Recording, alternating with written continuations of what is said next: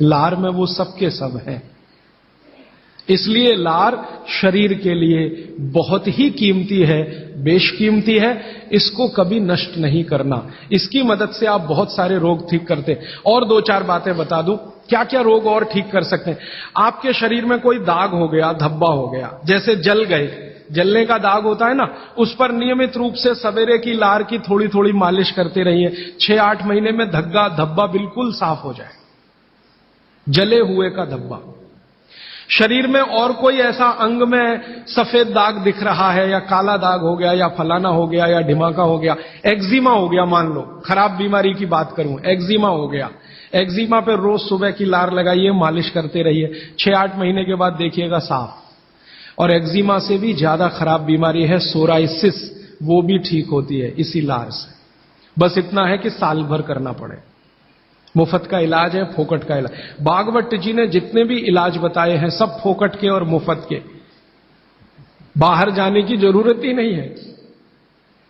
तो आप skin disease में इसका एक्सपेरिमेंट करिए, आंखों की बीमारियों में इसका एक्सपेरिमेंट करिए, घाव हो जाए कहीं शरीर में उस पर एक्सपेरिमेंट करिए, फोड़े फिंसियों पर इसका एक्सपेरिमेंट करिए। मैंने ये चारों एक्सपेरिमेंट किए, बहुत अच्छे रिजल्ट हैं। आप भी करिए, रिजल्ट आपको भी मिलेंगे। बस इतना ही है कि आप दूसरों को भी बताते जाइए।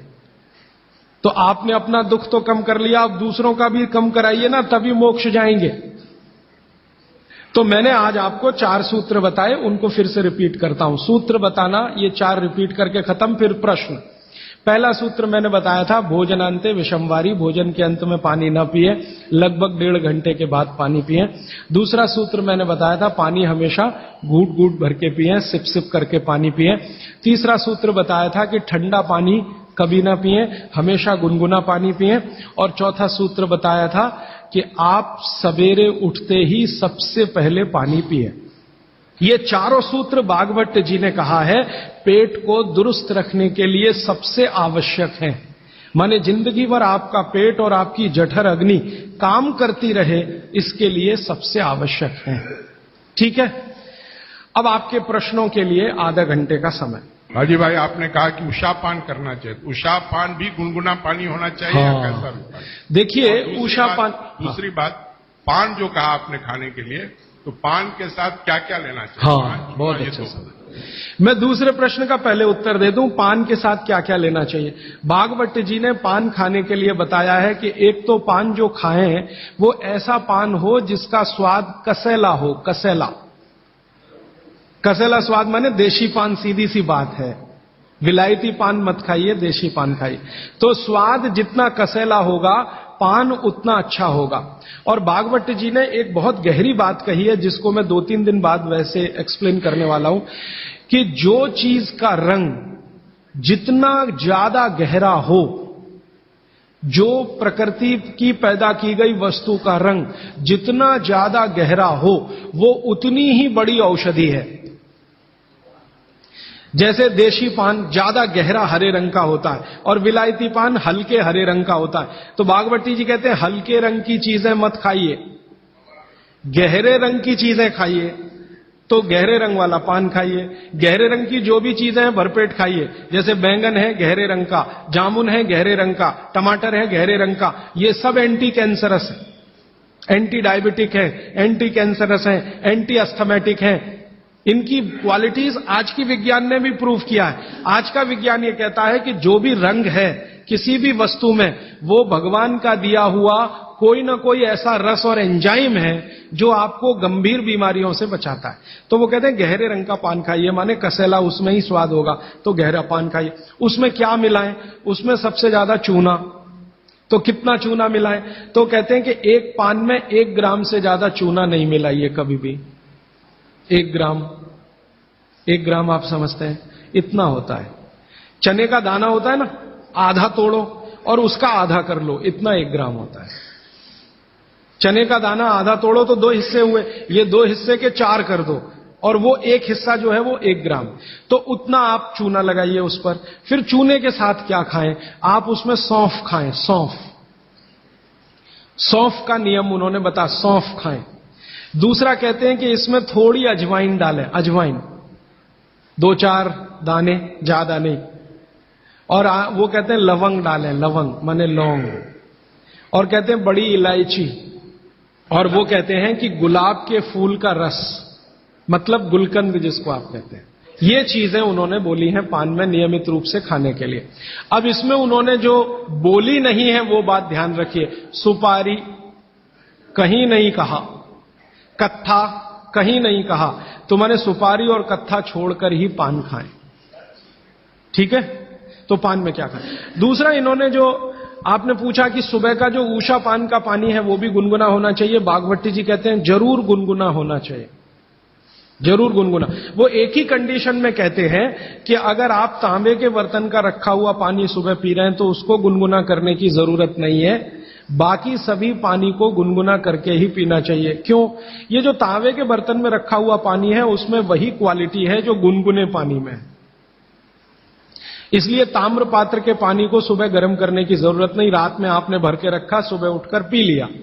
बाकी कोई भी पानी स्टील के बर्तन वाला है तो गुनगुना करिए, आप मिट्टी के घड़े का पानी है तो गुनगुना करिए। और आपके पास क्या होता है पानी भरने के लिए? और तीसरा, कोई एल्यूमिनियम में तो पानी कभी मत रखिए, प्लास्टिक में पानी कभी मत रखिए।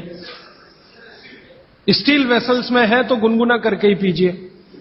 स्टील वेसल माने स्टेनलेस स्टील के वेसल में पानी है तो गुनगुना ही पीजिए, मिट्टी के बर्तन का पानी है तो गुनगुना ही पीजिए।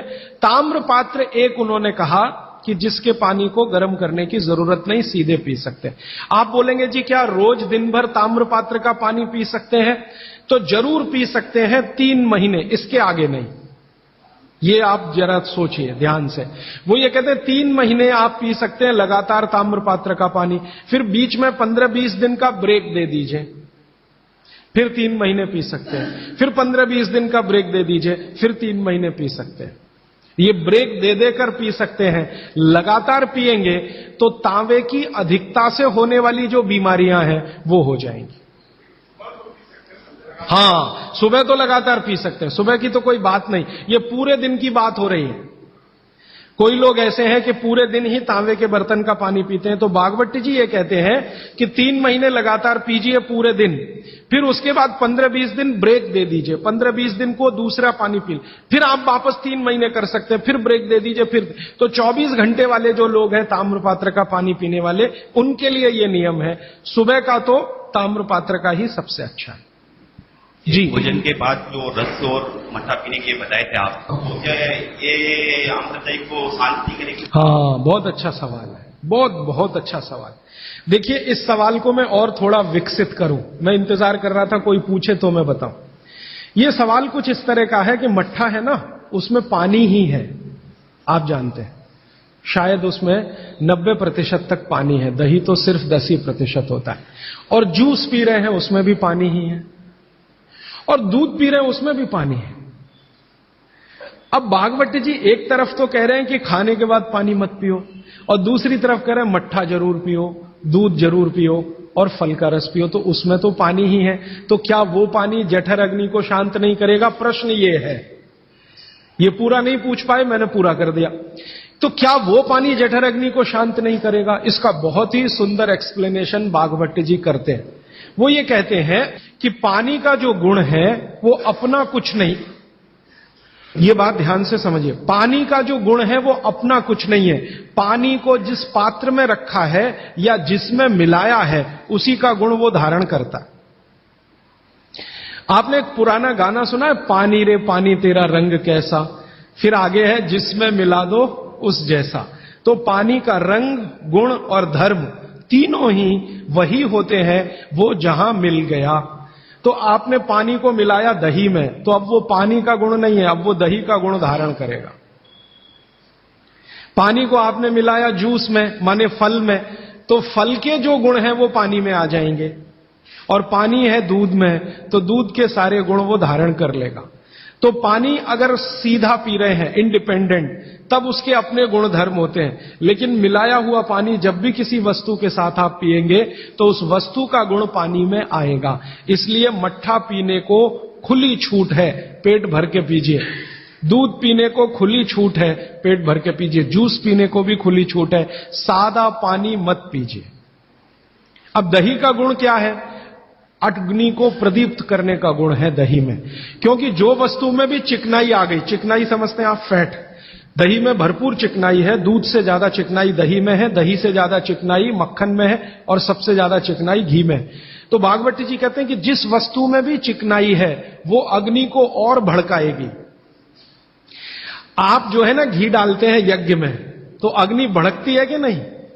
ऐसे ही पेट में घी खाएंगे, दही खाएंगे, दूध पिएंगे तो अग्नि और प्रदीप्त होती है, माने खाने को और जल्दी से पचाएगी। खाली पानी अग्नि को शांत करता है, लेकिन पानी किसी में मिलाया हुआ अग्नि को प्रदीप्त करेगा, क्योंकि उसके गुण वस्तु के हिसाब से हो जाते हैं। जी राजीव भाई, आइसक्रीम खाने के बाद हम लोग कॉफी या चाय पी के और उसका ये सवा सत्यानाश। रीजन बताऊंगा परसों, क्योंकि ये परसों आने वाला है। देखिए मैं बताता हूं आपको, अभी बता दूं, कोशिश करूंगा शॉर्ट में बताऊं, क्योंकि और प्रश्न के लिए उत्तर के लिए समय है। कभी भी कोई गर्म चीज आप जैसे ही खाते हैं, कोई भी गर्म चीज, चाय पिया या कॉफी पिया या गर्म दूध पिया या गर्म खाना खाया, तो पेट फिर वही काम पे लग जाता है। क्या काम है पेट का? पहले ज्यादा गर्म वस्तु को पेट के तापमान पर लाता है पेट। आपका पेट का तापमान वही है जो मुंह का है, और बगल का तापमान मुंह का तापमान में थोड़ा अंतर रहता है, लगभग 1 से 1.5 डिग्री। तो पेट का तापमान लगभग 39 से 40 डिग्री के आसपास है। अब आपने 40 डिग्री से ऊपर की कोई वस्तु खाई, जैसे चाय पी तो वो 40 से ऊपर की ही है, कॉफी 40 से ऊपर की है, तो तापमान अंदर जो है ना 55 डिग्री 60 डिग्री अगर चाय का है तो पेट उसको पहले 40 डिग्री पे लाएगा, और उसके लिए एंटी रिएक्शन होता है, पानी को ठंडे से गर्म करेगा, फिर गर्म से ठंडा। तो ये काम में जब तक पेट लगा हुआ है तब तक आपने कोई ठंडी चीज खा ली, जैसे उन्होंने कहा आइसक्रीम खा ली, कॉफी के बाद आइसक्रीम खा ली। अब कंफ्यूजन वहां ये होता है कि क्या करें, वो पहले गर्म कॉफी को ठंडा करे या ये जो गर्म ठंडी आइसक्रीम आई इसको गर्म करे, तो फिर तो बहुत ही कंफ्यूजन होता है। ऐसा कंफ्यूजन जैसे आप गाड़ी चला रहे हैं, गाड़ी, इसको मैं समझाने के लिए कह रहा हूं, गाड़ी चला रहे हैं और हर 1 ही मिनट में आपको 2-3 गियर चेंज करने पड़े, 1 ही मिनट में। टॉप गियर से फर्स्ट में आना पड़े, फर्स्ट से आपको टॉप गियर में जाना पड़े, तो कैसे चलेगी गाड़ी? झटका देगी, तकलीफ देगी। ऐसे ही पेट में है कि पेट का एक गियर पड़ा हुआ है, वो गर्म कॉफी को ठंडा करने में लगा हुआ है, तब तक आपने आइसक्रीम खा के अब पेट को गियर चेंज करना पड़ेगा तुरंत, तो इसमें हो जाएगी समस्या। इसलिए कॉफी चाय के बाद ठंडी आइसक्रीम कभी भी ना खाएं, और ठंडी आइसक्रीम के बाद चाय कॉफी कभी भी ना पिए। गरम भोजन के साथ कभी भी आइसक्रीम और बर्फ आदि ना खाएं, और बर्फ आदि के साथ गर्म भोजन ना करें। आपने पानी पीने का तरीका बताया कि सिप बाय सिप लेना, क्या उसका भी कोई तरीका है कि खड़े खड़े पानी पीना या बैठ? हाँ, बहुत अच्छा सवाल है, ये मैं कल बात करूं, क्योंकि कल वो सूत्र आने ही वाला है। जी देखिए, इन्होंने एक बहुत अच्छा सवाल पूछा है। दूध को भागवत जी ने बोला है शाम को ही पीना है। अब इनका प्रश्न यह है कि हम सुबह चाय पीते हैं, कॉफी पीते हैं, तो दूध उसमें होता ही है, तो क्या करें? भागवत जी के किसी भी शब्दकोश में चाय भी नहीं है, कॉफी भी नहीं है, क्योंकि भागवत जी 3500 साल पहले हुए। ये चाय कॉफी तो 250-300 साल पुरानी है, ज्यादा से ज्यादा 400 साल पुरानी। तो चाय कॉफी के बारे में उनका पूरा शास्त्र मौन है, माने कहीं एक भी सूत्र ऐसा नहीं है जहां चाय और कॉफी का जिक्र आता है। हां, काढ़े का जिक्र उन्होंने किया। काढ़ा आप समझते हैं जो रोज आप यहां पी रहे, काढ़े का जिक्र उन्होंने किया है। वो ये कहते हैं कि जो काढ़ा आपके वात को कम करे, आपके पित्त को कम करे और कफ को कम करे, ऐसा कोई भी काढ़ा दूध के साथ मिलाकर सुबह पिया जा सकता है। कोई भी काढ़ा, जैसे आज आप काढ़ा पीने जा रहे हैं, वो अर्जुन की छाल का काढ़ा है।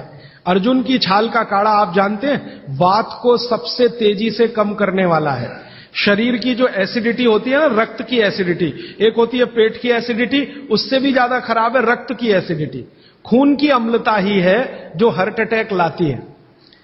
तो रक्त की एसिडिटी को कम करने की दुनिया में सबसे बड़ी ताकत अगर किसी चीज में भागवत जी ने बताई है तो वो अर्जुन की छाल है। तो आज आप काढ़ा पिएंगे अर्जुन की छाल का। और दुर्भाग्य से या सौभाग्य से ये कुछ ऐसा समय है, दिसंबर, जनवरी और नवंबर, ये वात का ही समय है। शरीर में वायु का प्रकोप ठंड के दिनों में ज्यादा होता है। उस समय अगर आप अर्जुन की छाल का काढ़ा दूध में बनाकर पिए तो आपके लिए औषधि है। जी नहीं, गरम गरम गरम, क्योंकि वो औषधि है, भोजन नहीं है। भोजन और औषधि में अंतर बताया। भोजन वो है जो 24 घंटे में आप नियमित रूप से आपके पेट की आवश्यकता के अनुसार खाएं और सालों साल खाते जाएं। औषधि वो है जो थोड़े समय के लिए तात्कालिक प्रभाव के लिए आप पिएं। तो ये काढ़ा औषधि है। सुबह के अगर समय नवंबर, दिसंबर, जनवरी, ये 3 महीने हैं जो वात के महीने माने जाते हैं। फिर गर्मियों के महीने पित्त के महीने आ जाते हैं। फिर बारिश के महीने और उसके आगे थोड़ा महीना कफ का महीना आ जाता है। तो ये वात पित्त कफ के महीने भी होते हैं, जैसे शरीर है वैसे महीने। तो इस महीने के हिसाब से सुबह काढ़ा पी सकते हैं, वात को दूर करने वाली औषधियों का दूध मिलाकर। और गर्म काढ़ा सभी गर्म है, ठंडा काढ़ा कोई है नहीं इस देश में, बनता भी नहीं। तो आप सुबह दूध पीना ही चाहते हैं तो काढ़े के रूप में पीजिए। माने सुबह दूध पीना ही है ना, तो उसमें अर्जुन की छाल का पाउडर डाल के पीजिए। तो 2 फायदे होंगे। भविष्य के लिए आपको हार्ट अटैक फ्री होने की गारंटी, भविष्य के लिए। और अब तक आपने जो कचरा खा लिया है इसके निकल जाने की गारंटी, क्योंकि ये जो अर्जुन की छाल का पाउडर है रक्त को सबसे ज्यादा शुद्ध करता है और कचरा रक्त में ही सबसे ज्यादा जमा होता है। जिसको कोलेस्ट्रॉल कहते हैं ना, वो कचरा ही है। तो अब तक आपके रक्त में जो कोलेस्ट्रॉल जमा है इसको निकालना है बाहर, तो अर्जुन की छाल इसमें सबसे ज्यादा उपयोगी है। और सौभाग्य की बात यह है कि 40 रुपए किलो मिलती है। क्या भाव है? 40 रुपए किलो, 20 रुपए किलो, 20 रुपए किलो अर्जुन की छाल मिलती है और 150 रुपए किलो चाय मिलती है और 1400 रुपए किलो कॉफी मिलती है और 20 रुपए किलो अर्जुन की छाल मिलती है। तो कुछ तो होशियार बनिए, मारवाड़ी बनिए, कुछ तो अपने रक्त में लाइए, मारवाड़ का, राजस्थान का, गुजरात का। तो 20 रुपए किलो की अर्जुन की छाल नियमित रूप से आप पीजिए। मैं आपसे विनम्रता पूर्वक कह रहा हूं कि आप सब अपने घर में 3 महीने, ये जो नवंबर, दिसंबर, जनवरी, अभी तो दिसंबर पूरा तो निकल गया लेकिन जनवरी अभी बाकी है, तो 30 दिन आगे जनवरी के रोज सवेरे अर्जुन की छाल का पाउडर दूध में डालकर पीते रहिए। और अगले साल का याद रखिए, नवंबर, दिसंबर, जनवरी, तो ये 3 महीने अर्जुन की छाल पिया तो पूरे साल भर का कचरा निकालता है और अगले सालों की guarantee, heart attack free. Quantity कितनी रहनी चाहिए? 1 गिलास दूध तो आधा चम्मच अर्जुन की छाल का पाउडर, आधा चम्मच माने टी स्पून। और इसमें अगर गुड़ मिलाएंगे तो बहुत अच्छा।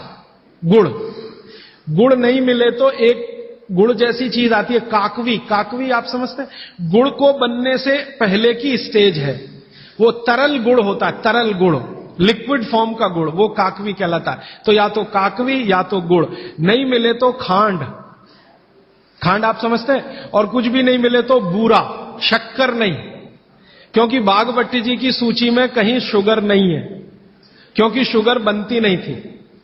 3500 साल पहले गुड़ बनता था, काकवी बनती थी, खांड बनती थी, बूरा बनता था। चीनी बनना 200-250 साल से शुरू हुआ है। जी, मिश्री बहुत अच्छा, बहुत अच्छा आपने कहा, मुझे भूल गया, मैं आपसे पहले ही कहना चाहता था। मिश्री, मिठाइयों में मिश्री सबसे ऊंचे स्थान पर है, गुड़ से भी ऊंची है मिश्री। तो मिश्री मिले शुद्ध तो वो डालिए आपके अर्जुन की छाल और दूध के काढ़े में, नहीं तो गुड़ डालिए, नहीं तो काकवी डालिए, नहीं तो खांड डालिए, अंत में कुछ नहीं मिलता तो बूरा डालिए। और बूरा वो वाला जो राजस्थान में बनता है, बिहार में बनता है, उत्तर प्रदेश में, यहां का नहीं, चीनी को पीस के बूरा, वो चीनी ही है, बूरा नहीं है। सोंठ है तो बहुत अच्छा है। सोंठ जो है, अर्जुन छाल सोंठ अगर मिला के उपयोग करें तो सर्वोत्तम वातनाशक काढ़ा होता है, सर्वोत्तम। अर्जुन छाल और सोंठ दोनों का ही गुण है वात को खत्म करने का। तो वात के रोगी तो जरूर पिए इसको। और वात के रोग क्या क्या है आप जानते हैं, कल और परसों में और विस्तार से बताने वाला हूं। और किताबों में तो पूरी लिस्ट है, वात के रोग क्या, पित्त के क्या, कफ के क्या। ये घुटने का दर्द, कमर का दर्द, कंधे का दर्द, हार्ट अटैक, डायबिटीज, ये सब वात के रोग है। कहा जाता है कि दाल और दही साथ में नहीं लेना चाहिए। बहुत जन कहते हैं तो हम दाल चावल खा लेते हैं और उसके बाद अगर खाने के बाद छाछ पी लेंगे तो क्या वो सही रहेगा? दाल चावल के साथ छाछ। दाल चावल खा लिया मैंने खाने में, उसके बाद खाने के बाद छाछ पीना चाहिए। देखिए इसमें सूत्र ऐसा है, मैं आगे बताऊंगा, ये थोड़ा आज के समय के हिसाब से बहुत जरूरी भी है। जैन अगर आप में से कोई है तो मेरी बात तुरंत समझ जाएंगे। द्विदल समझते हैं? एक दाल के जिसके द्विदल के साथ दही का निषेध है। भागवत जी ने भी कहा है, महावीर स्वामी ने भी कहा है, गौतम ऋषि ने भी कहा, सबने कहा द्विदल के साथ दही का निषेध है। तो अब इनका प्रश्न है कि हमने तो दाल चावल खाया, चावल तो ठीक है, दाल तो द्विदल ही है, अरहर की खाएं, मूंग की खाएं, मसूर की खाएं तो द्विदल है। तो द्विदल के साथ दही कैसा? तो उसके लिए भागवती जी कहते हैं कि कभी भी द्विदल के साथ अगर दही खाएं तो अच्छा है ना खाएं, लेकिन खा रहे हैं तो दो बातों का ध्यान रखें कि दही की तासीर बदले और उसकी तासीर को बदलकर जैसी दाल है वैसी तासीर करें, माने दही का प्रोटीन कंटेंट बढ़ाएं, वैसे तो है और ज्यादा बढ़े। तो इसके लिए बहुत सरल उपाय है आपके रसोई में। रसोई में 3 चीजें ऐसी हैं जो दही की तासीर को तुरंत बदलती हैं। एक तो है जीरा, दूसरा है सेंधा या काला नमक। सेंधा या काला, ये जो आज नमक आ रहा है इसकी बात नहीं कर रहा हूं मैं, आयोडीन युक्त नमक नहीं, सेंधा नमक या काला नमक। तीसरी है अजवाइन। तो मेरा ऐसा निवेदन है कि अगर आप ताक पी रहे हैं दाल चावल के साथ तो अजवाइन का, जीरे का बघार ले लें और थोड़ा सेंधा नमक डाल लें, फिर पी लें। अजवाइन जीरे का बघार लेकर, बघार लेना तो आप समझते हैं ना, बघार शब्द तो बघार ले लें अजवाइन जीरे का और थोड़ा सेंधा नमक, फिर ताक पिए, माने मज्जिगे पिए, माने मट्ठा पिए। अदरक की जगह सूंठ। दही में कभी भी अदरक उपयोग नहीं होता, सूंठ उपयोग होता है। अदरक और सूंठ में थोड़ा अंतर है, सूंठ तो अदरक से ही आता है लेकिन सूंठ का गुण अदरक से ज्यादा है। फ्रूट्स खा सकते हैं भरपेट। वैसे फ्रूट्स का भागवती जी कहते हैं सुबह खाएं खाली पेट तो सबसे अच्छा, माने नाश्ता ही फ्रूट का करें, जूस भी पीना है तो फ्रूट का पिए, तो सुबह का समय फ्रूट्स के लिए सबसे अच्छा है। लेकिन बाकी समय में भी आप फ्रूट्स कभी भी खा सकते हैं जो प्रकृति के द्वारा पकाया गया, प्रकृति के द्वारा पकाया गया, माने कैल्शियम कार्बाइड मिला के नहीं पकाया गया। हाँ बिल्कुल। छाछ शरीर के लिए ठंडा करता है तो बच्चों को भी दे सकते हैं? दे सकते हैं जी, दे सकते हैं बिल्कुल। अजवाइन डाल के बच्चों को, 3 महीने के बच्चे को अजवाइन की छाछ दी जा सकती है। और अजवाइन पानी जो आपने कहा थोड़ा गुनगुना पीना चाहिए, हर मौसम में पी सकते हैं, गर्मी के मौसम में भी? गर्मी के मौसम में थोड़ा इसके लिए आप छूट ले सकते हैं। आप चूंकि मद्रास में रहते हैं इसलिए छूट ले सकते हैं। गर्मी के दिनों में सवेरे का पानी तो गुनगुना ही रखिए, बाकी दिन का पानी अगर आप पिए तो मिट्टी के बर्तन का भी पी सकते हैं। सनबर्न के लिए लार बहुत अच्छी है। देखिए आप में से किसी भी माता या बहन को डार्क सर्किल की समस्या हो, आंखों के नीचे काले काले घेरे हैं, नियमित रूप से सुबह उठकर अपने लार की मालिश करते रहिए, आपके सारे डार्क सर्किल बिल्कुल चले जाएंगे। फेयर एंड लवली से ज्यादा प्रभावी है। मटकी का जो पानी होता है गर्मियों में राजस्थान में ठंडी से ठंडी मटकी लाके हम पीते हैं, तो इतना ठंडा पानी पिए या नहीं?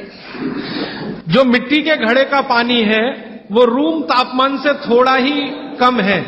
जैसे रूम टेम्परेचर 25 डिग्री होगा तो मिट्टी के घड़े का पानी 23 डिग्री तक होगा, तो ज्यादा ठंडा नहीं है। ये जो फ्रिज का पानी है ये 4 डिग्री का होगा, 3 डिग्री का होगा, ये बहुत ठंडा है।